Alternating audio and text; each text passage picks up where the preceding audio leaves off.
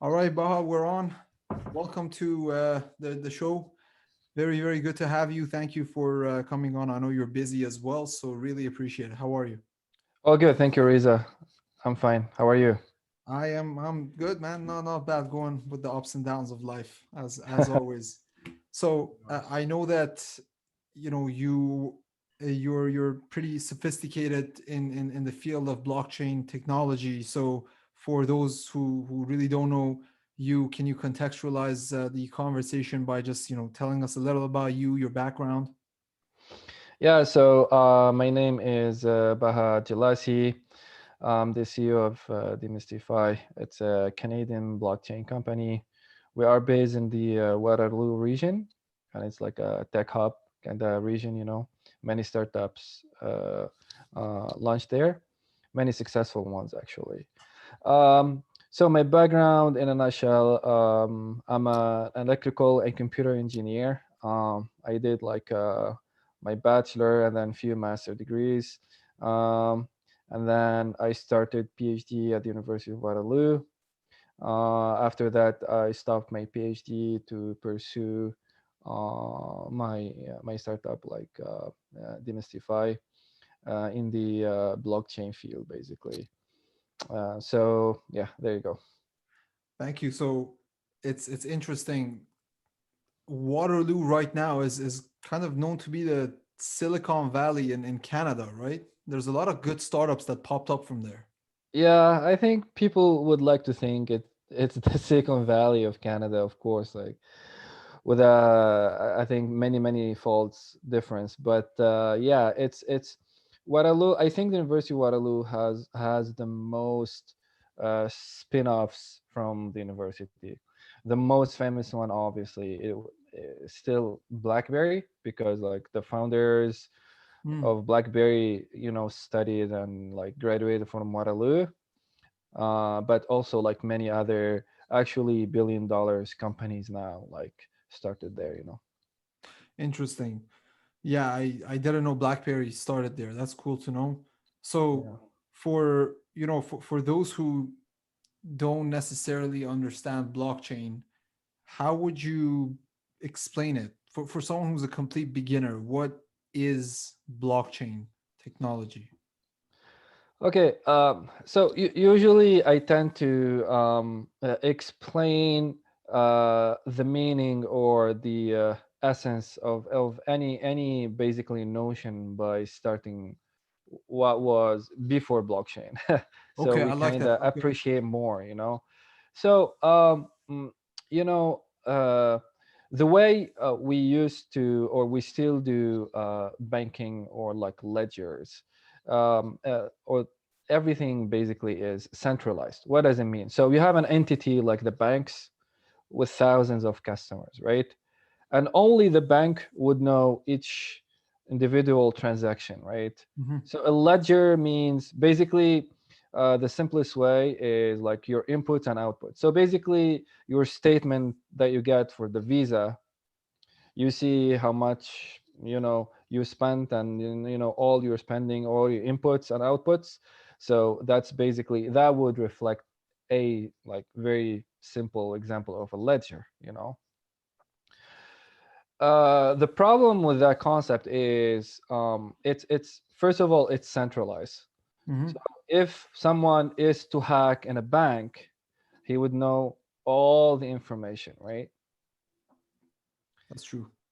And it's not only about security issue; it's also a like a responsibility or a power issue as well, because as you know, one of the component of the 2008 meltdown was that few banks were basically showing wrong numbers, right? They were basically showing error, like they say, okay, we have this amount of money, but at the end of the day they didn't have any. And then the whole meltdown happened, like in Wall Street. It's because of that, So there literally. was no visibility into whether or not they actually do have that amount of money. Exactly. So no control because everything was centralized, right? Mhm. Of course, like at the end of the day, you're gonna discover that, but you can get away with it like for a period of time, and literally that what happened at that time, right? Hmm. So the centralized power of the finance was a problematic. For a normal user, yeah, you're like 99% daily stuff, and maybe life 99% of your life, you wouldn't even feel any problems, right? But because of 2008, people started thinking, okay, can we basically think about another system to do finance? And the idea of blockchain started from there. So basically, the idea of blockchain has like few pillars. First of all, everything should be decentralized.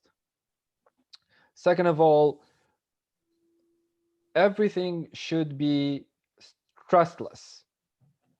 Trustless. Trustless, but at the same time trustless, and we have to make it work. What does it mean? So let's go back to decentralized stuff. Decentralized meaning that everyone, let's say to go to the bank like example, that all the customers can see all the ledgers Hmm. at the same time, right? Right. So as a customer A, if I'm Baha, I can basically check online, obviously, or something. I can check that Riza has this and that, like amount of money in and out. I can check the ledger of everyone, and you can check my ledger. So we keep everyone in check. The problem with that is, obviously, is the privacy. That's the crypto, like, like the cryptographic part where we it, cryptocurrency means currency based on cryptographic. Right. Okay, so the cryptography part is good because it will make everything look like numbers. So instead of saying Baha and Reza, you just see an address, basically a number, right? Right. And we can keep at a certain point our privacy, right? Hmm. I'll come back to that later. So a public ledger means that everyone can check everyone. Every ledger can be checked easily by anyone. Obviously, you wouldn't see Baha or Riza, you would see addresses, like the email address, but you would see just an address. Numbers. Yeah. It's That's like the encrypted. public address, right? Yeah. Cool, just a number. Um, so trustless how? So basically, the essence of blockchain is the following. We want to create a system where all the nodes or all the people involved don't trust each other, but at the same time we could make it work. Hmm. Okay, so we don't trust each other, but we trust the system, we trust the protocol, we trust the way it's built, and and that was available because of the proof of work, POW, the proof of work. Okay, so what's a blockchain is basically a public ledger based on cryptography. Hmm. That's blockchain, and it's like blocks linked to each other. Okay, so a very simple example. Let's say that we could create somehow me, you, like let's say we take three people only, like me, A, B, C. Okay, so A, B, C, everyone has an address. Okay, and then all the transactions that happens, if I received, let's say, X amount of money, or A sent X amount of money to B, we can all see it on the blockchain explorer. That transaction, we can all see it, we can all verify that happened, and we can all at a like a snapshot of the time, we can verify it's there. So back to that example of meltdown. If a bank says, okay, I have $10 billion worth of money, right? If there is no, if it's centralized, we cannot check. But in our case, because everything is decentralized and everything is trustless, we all trust the protocol to check that, in fact, A has this X amount of money, Hmm. and B has this X amount of money, and C has a X amount of money, because we can all access that ledger. So a blockchain is a public ledger, not a private ledger like the banks have. has. So it's a public ledger that is based on a protocol, like in the case of Bitcoin, the, so basically Bitcoin is the first application of the blockchain technology. A lot of people confuse both. A lot of people think Yeah. Bitcoin is a blockchain. Yes, but blockchain as a technology, the first application and now the most famous application is Bitcoin. Right. So So just now we go back to the blocks part. right. Okay. So this is the principle. If you can think about it, how can we make sure that three three parts or three different nodes or three different particles don't trust each other, so trustless, and somehow we make it work. We make it work because of proof of work. We make it work because of this blocks principle. So every transactions, so all the transaction that happens would be generated in a block. Okay, and this block is easily verifiable and is easily like we can check it. It's all cryptography, like it's all cryptography techniques and trees and whatnot. Okay, it's a lot of details. I don't want to go through that, but every block now is linked to the second one, and the second one is linked to the third one. The third is linked to the fourth one, etc., etc. Why we do that? Because if I wanna modify, so basically if you do have one Bitcoin in your wallet, so now you are worth one Bitcoin. If you want to modify and let's say that that transaction happened in block number 5, Mhm. so you basically need to go back from block 0 and modify everything because everything is linked together. Block number 1 has information of block 0 as well as block number 1. How many transactions happened? Let's say block number 1 has 10 transactions. It would Mhm. say transaction 1 from this address to this address, transaction 2 from this address to this address with this amount, obviously. But also it has information, it has the hash of block 0. Mhm. And block 2 has information of the transactions that happened during block 2 time, but also with block 1 and block 0, Block etc., zero. etc. So if I want to hack or I want to change something, I have to change everything from the start, which is very, very, very difficult, except especially now, like with the hash power. It's in cryptography, they say nothing is impossible because it's always like a possibility that a super mega, I don't know, like alien computer can hack.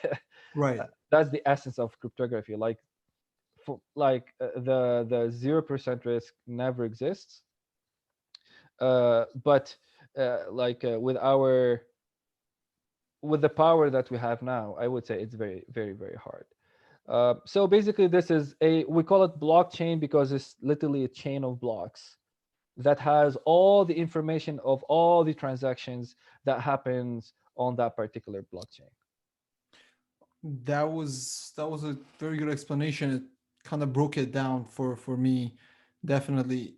I want to know what would happen if one entity or one institution owns a major portion of these so-called blocks.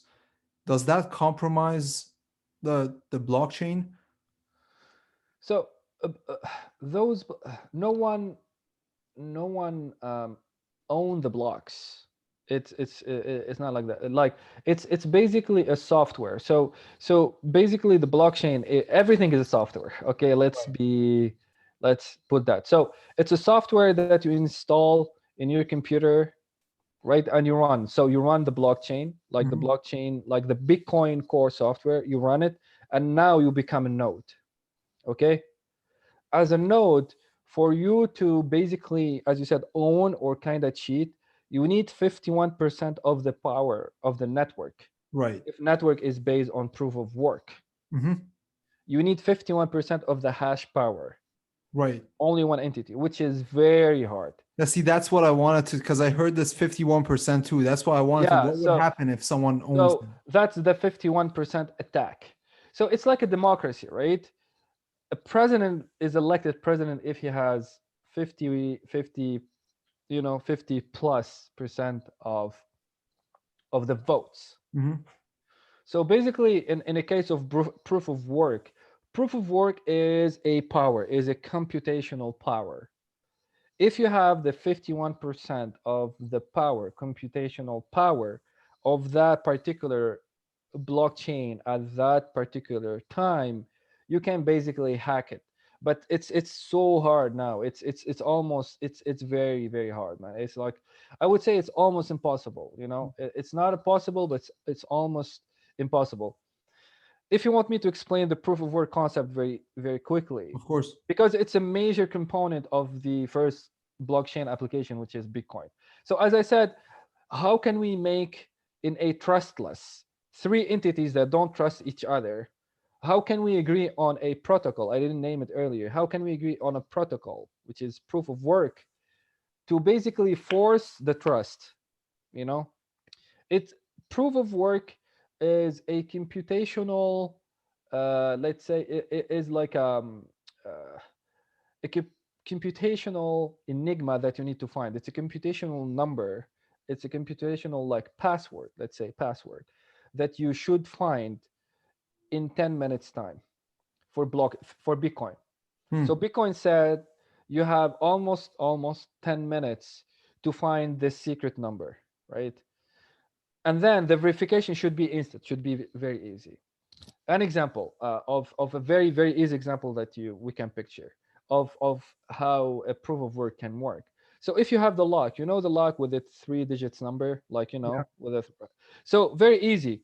If me, you, another person, we have the same lock with the same combination, right? And someone asks us, okay, what's the combination, what's the number? We do it with the what we call the brute force. Very easy. Everyone starts by 000, and then we pull the lock, right? If it doesn't open, that means that it's not the correct combination. And then we do what? 001, Yeah. 002, And we keep etc., going. etc. And then every time we pull the lock, every time we try to find. That's brute force, because we just compute. But this algorithm is computed by hands, right? Mhm. You put by hand 001, 002, 003, and then 010, 002, Yeah. etc. And then every time we do that, boom, and then we pull the lock. If it opens, what does it mean? If it opens, it means you found the right combination. So me, you, another person, whoever does that faster, and whoever opens the lock, he would say, hey, you guys, I found the combination. Is it easy or hard to find to verify now the solution? It's very very very easy, very instant, because you just say, hey guys, I found the combination, it's 123. Me, you, we just check 123 and we open the lock. Open. If it opens, that means that's the right solution. You see, we didn't trust each other, right? We don't know each other, we don't trust each other, but we trust that we have the same lock and it has that unique solution. So Mhm. basically, that's proof of work. That's the mining, if you heard about mining. So Yep. basically, the mining is a number that you need to find. It's a unique number that has certain conditions, and that number gets harder and harder to find the more power the network has, the more computational power. That's why when Bitcoin started, with your computer you can mine, and now it's impossible. It's like you can run the program, but you can never be the first. Mind you, it's a race. We have only 10 minutes to find the number, right? Basically, for you to find the number, now with a computer, maybe it would take you millions of years, right? With one simple computer. Hmm. So, what are the odds? Because you are running like a brute force algorithm to find that number. What are the odds? Yeah, you can find it, but it's going to take you millions of years. And then and then after 10 minutes, the number changed Changes. already, Yeah. and you're behind. That's why now they have like ASIC based farms. Like they have thousands and thousands of like the equivalent. An ASIC is the equivalent of like millions of computers in one piece. That, and you have thousands of that. Imagine. and they all race, like they all race for the same number for 10 minutes. The first one, so the first node that finds, they say, hey, we found the number, and then they diffuse that in the network. Everyone can verify that I'm not bullshitting, so that node is not bullshitting, and then we generate the new block. Generating the new block based on that means that you mine the block, and as a reward you get the bitcoins. Interesting. Okay, and the proof of work is basically in the fact that it works. That's the code. That's the proof of work.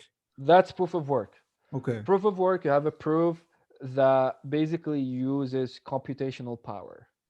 The problem with that is the energy, consumption. You can imagine how much energy. That's why now all the major cryptocurrencies, even like Ethereum, they're like sliding towards a proof of stake program, which is another way of thinking. It's like, instead of you have computational power, now you have like a staking ability. How much Ethereum do you have to mine through? How much? The stakes, not the power. So Bitcoin is through Proof of work, still running of proof of work. work, but Yeah. then Ethereum is through proof of stake.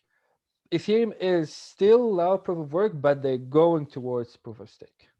Okay. And what's the difference between those two? Because I understand what proof of work is, but then proof of stake, is that proof of how much stake you have in a particular? So a proof of stake is basically how much fortune or how much money or how much stake or how much gold you have. So let's say that you have a certain number of Ethereum. You keep it in like your ledger, like you keep it in your wallet, in your like in the nodes if you want to participate in the operation. So proof of stake is in its core, it's a very easy principle, but to implement it, it has so many variants. We need to agree on so many things. So basically, proof of work works if you are the fastest, right? The fastest to find the password. Yeah. Proof of stake if you are the richest, basically. If you're the richest. Okay. In the essence, if you are the richest, yes. So the more Ethereum you hold, the better chances for you to not to mint the blocks. Hmm. It's like how can I trust you? Remember, the question is, how can I trust a node? How can I trust you? If I hold a lot of Ethereum in the nodes, if I have a lot of Ethereum and I participate in the process, right? You can basically trust me. It's like why we say that the United States economy is the best in the world, because they hold the most gold, right? Yeah. Yeah. It's That makes something like that. that So makes if you sense. stake more Ethereum, if you are the richest or one of the rich, you basically, the network would trust you with generating the new block. Right. That can potentially get dangerous too, though, right? Okay, now the attack, remember when I told you they attack 51% of the power? Now, how can we change? If I have 51% of Ethereum, which is almost impossible, no one holds that much Ethereum, right? No one can hold 51% of the whole Ethereum, Right. That makes right? sense. Yeah. So that's how we won't get to that threshold of danger. Yes, because no one holds 51% of Ethereum.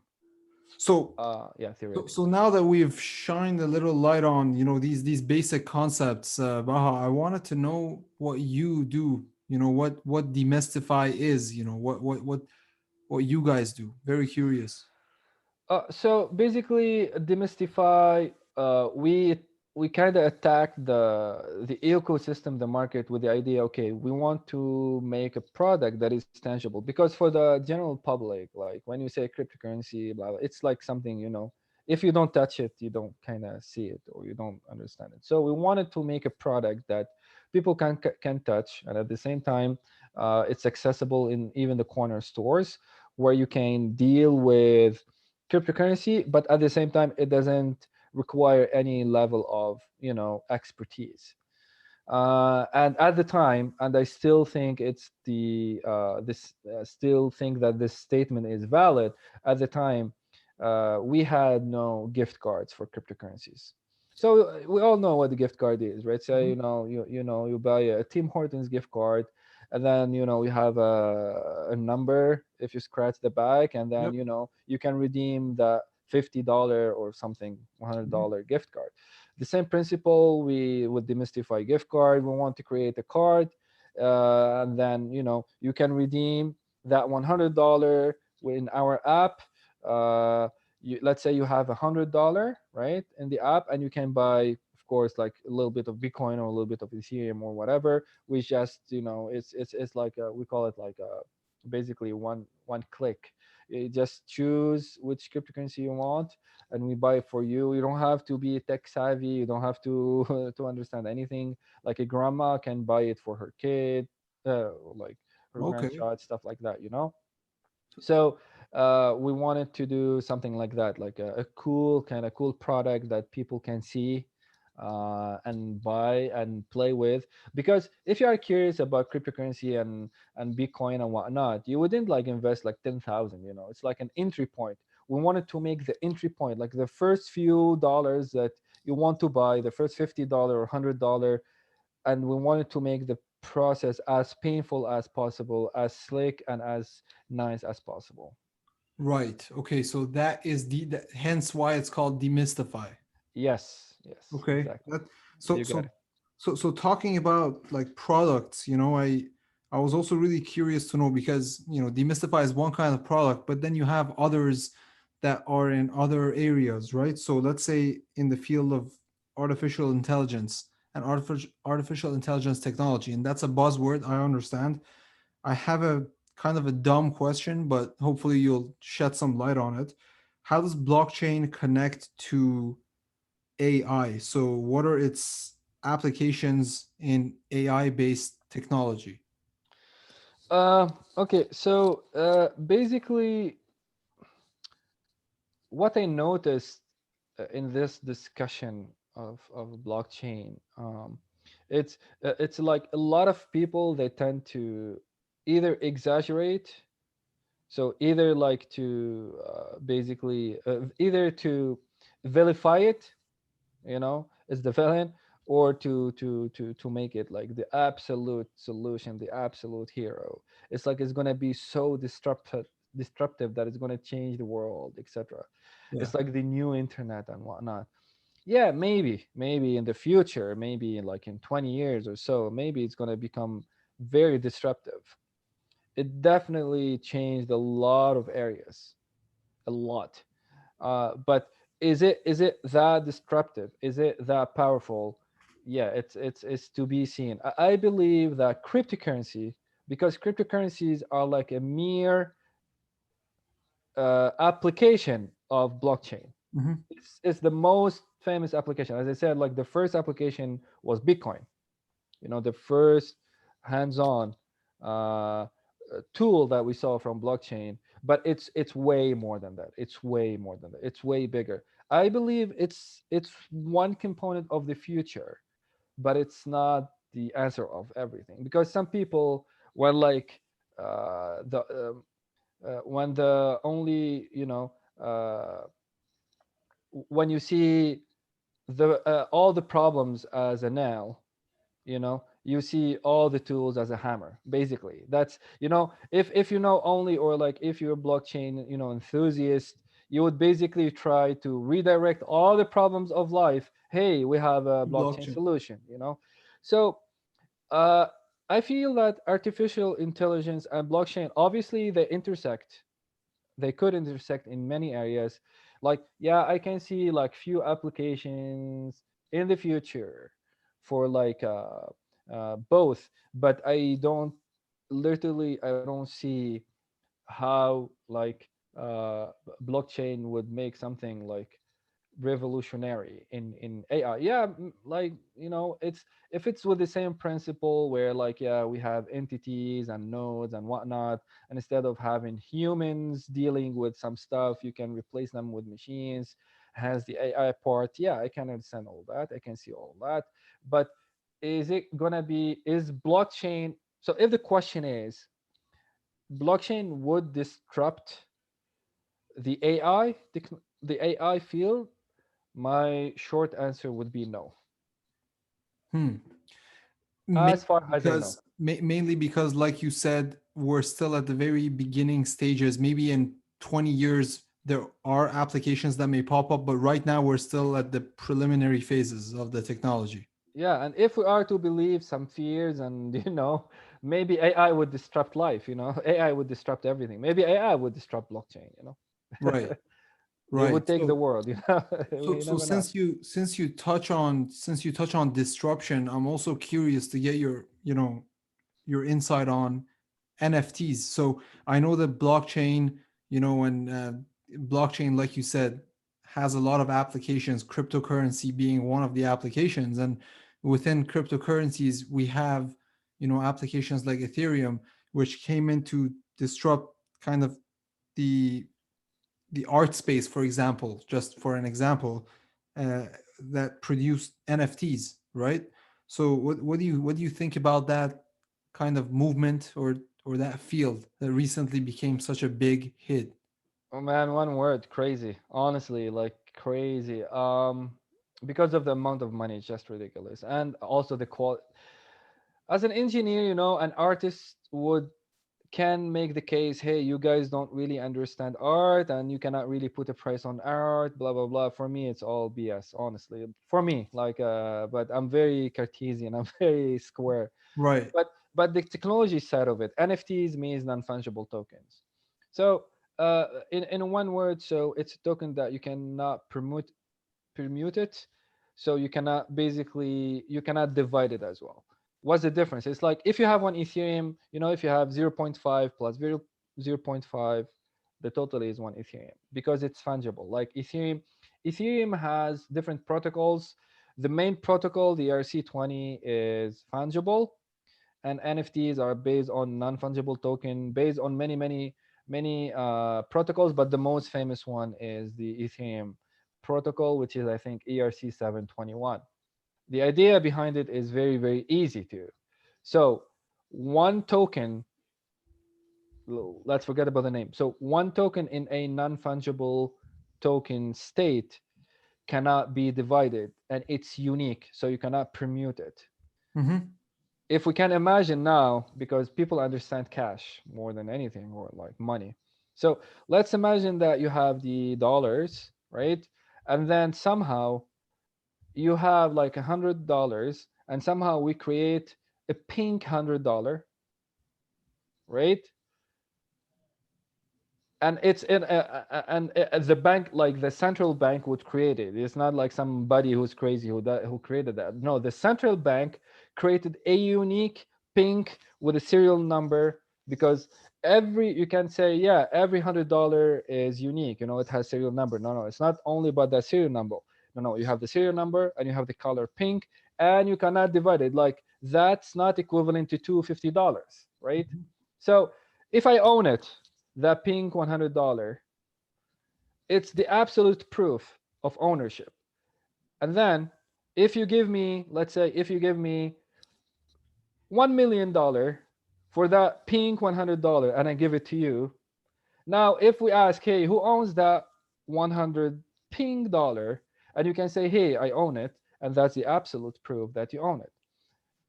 Has the NFTs, the application, it was like one of the best way to prove the ownership, Hmm.